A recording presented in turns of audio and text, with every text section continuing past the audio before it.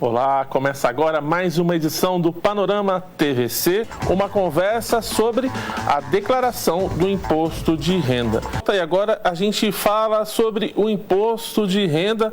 O prazo já está valendo para a sua declaração. Você tem até o dia 29 de abril para enviar seus documentos. Parece bastante tempo, mas muita gente deixa para a última hora. Quem vai tirar as nossas dúvidas aqui ao vivo, conversando comigo sobre esse assunto, é o contador, especialista em tributação e professor do Senac, o Rafael Friose Santana. Rafael, bem-vindo. Parece que o ano da gente se divide sempre entre a época do imposto de renda e se preparar para o imposto de renda. É isso mesmo? Exato. Boa tarde a todos, né? Todos os telespectadores aí. É uma grande preocupação, né? Essa questão do imposto de renda, esse foco, essa questão de quanto eu tenho que pagar, como eu vou fazer, como eu me programo. Há essa preocupação, sim, com certeza. Ô Rafael, esse ano quem vai ter que declarar o imposto de renda? Vamos falar sobre isso, né? Quem tem que declarar? Nós temos algumas situações que trazem a obrigatoriedade. Sim. Existem aqueles que não praticam isso, estarão dispensados, mas quem praticar qualquer uma dessas situações estará numa situação de obrigatoriedade.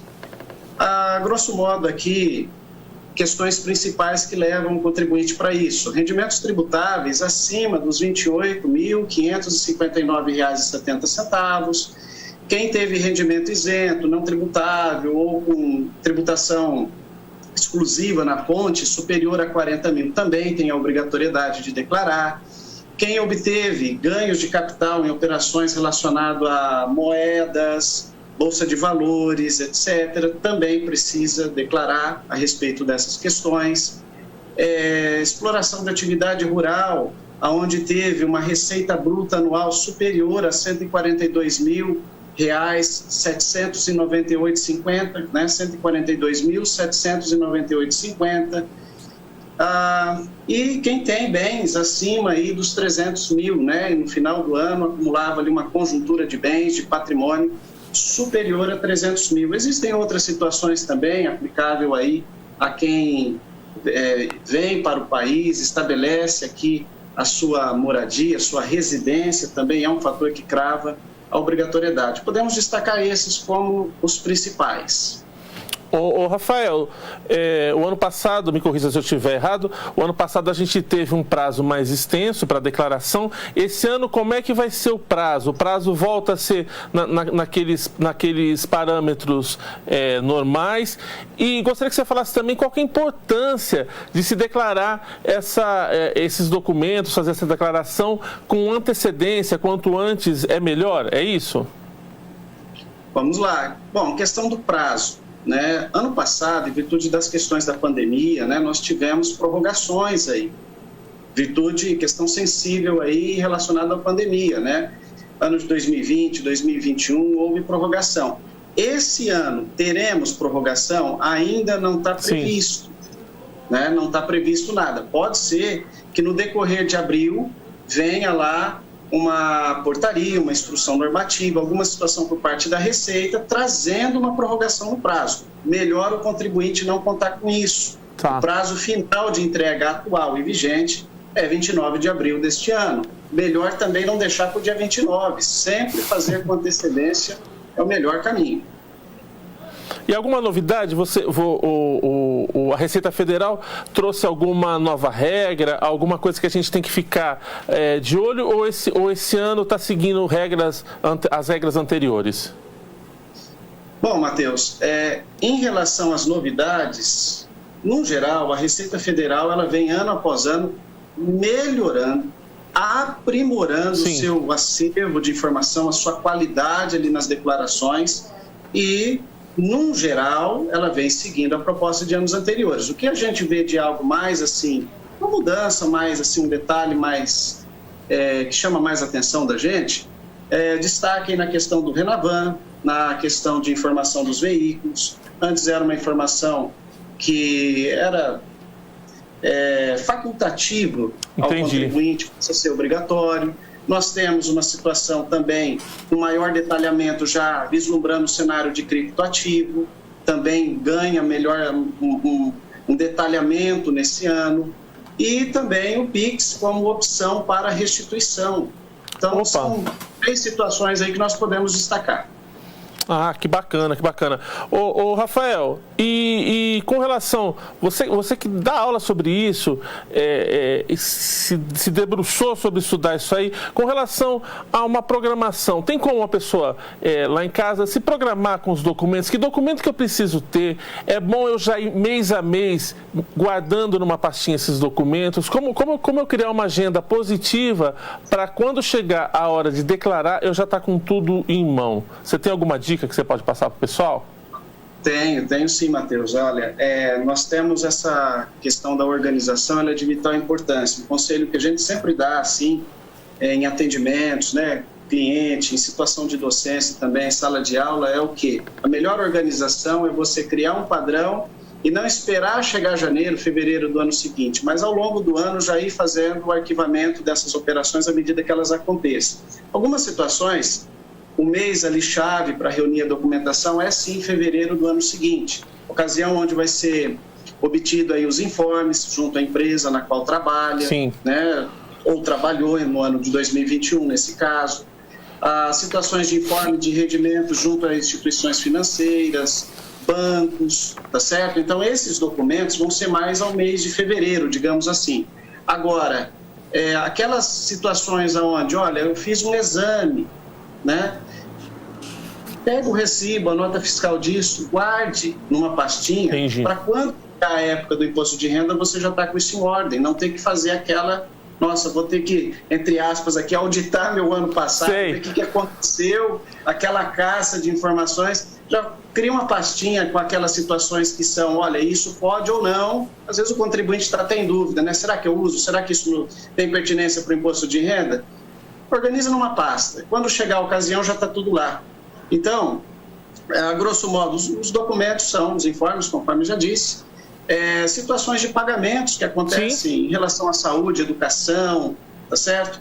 Ano passado, nós estamos ainda numa situação pandêmica, né? Graças a Deus, perdendo força aí a pandemia, melhorando, os cenários aí se abrindo, mas ainda muita cautela, muito cuidado. Ano passado foi um ano também onde alguns fizeram exames aí, no particular, não só de Covid, mas outras situações também de tratamento, e pode sim haver aí uma tratativa disso no imposto de renda de maneira que beneficie o contribuinte, tá? Ô Rafael, e apesar do programa da declaração ser bastante intuitivo, tem muitas abas, tudo, mas ele é bastante intuitivo, quais os principais erros que você acaba detectando na hora de declarar o imposto que as pessoas acabam cometendo? Uma outra coisa, a declaração, a simples e a completa. É melhor, o programa naturalmente vai me oferecer a mais vantajosa para mim? É isso? Nem sempre, né? Vamos por partes, né? Essa questão do programa, primeiramente, ele vai trazer ali comparativa, as opções para o contribuinte escolher entre deduções legais, que é o modelo completo, e o desconto simplificado. Qual é o melhor? Depende muito do perfil, e aí é uma análise que o contribuinte precisa fazer ali naquele momento de qual é o mais interessante para ele, a grosso modo. Perfeito. Aquelas pessoas que têm muitas despesas dedutíveis, né? A pessoa não teve muito gasto com situação de educação, saúde, previdência privada e outras situações mais, a tendência é o desconto simplificado ser mais benéfico. Agora, para aqueles que têm uma despesa dedutível maior, né?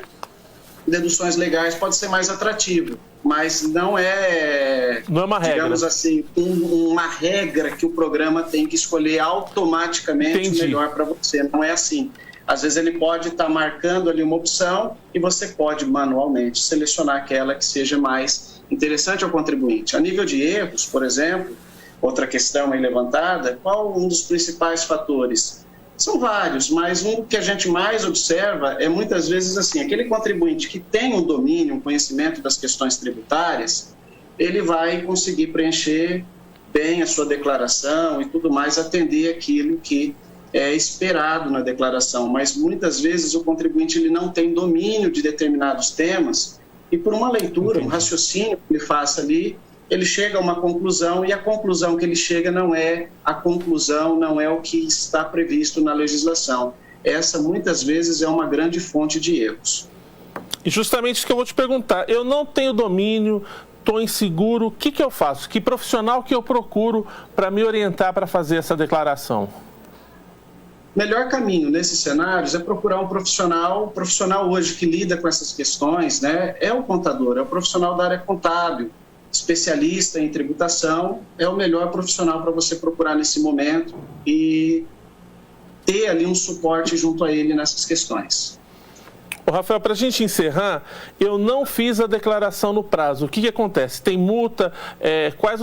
O que se implica de eu não ter feito essa declaração no prazo? A multa, né? E essa questão da multa pode ser aplicada um valor mínimo ou ela pode chegar até uma questão de 20% ali do tributo auferido, né? É detectável, não foi pago, tal, então ela pode oscilar entre uma situação de o mínimo, que é o valor atual aí de R$ 165,74, né, 16574, e até 20% aí de uma questão tributária evidenciado em declaração de imposto de renda. Então é melhor o contribuinte tomar muito cuidado, né? E principalmente nós temos cenários, inclusive, vindo nesse cenário de fiscalização eletrônica, cenários aí de movimentações patrimoniais e ganhos superiores a 5 milhões de reais por ano, já é um cenário aí de porte considerável, aonde se faz uso até mesmo da certificação digital, obrigatoriedade do uso de certificado digital. Então, é sério, não é uma questão assim simplista, é importante o contribuinte estar atento e, não tendo domínio do tema, realmente procurar um profissional para efetuar ali uma assessoria a ele nesse momento, para que ele não tenha dores de cabeça. Tá certo.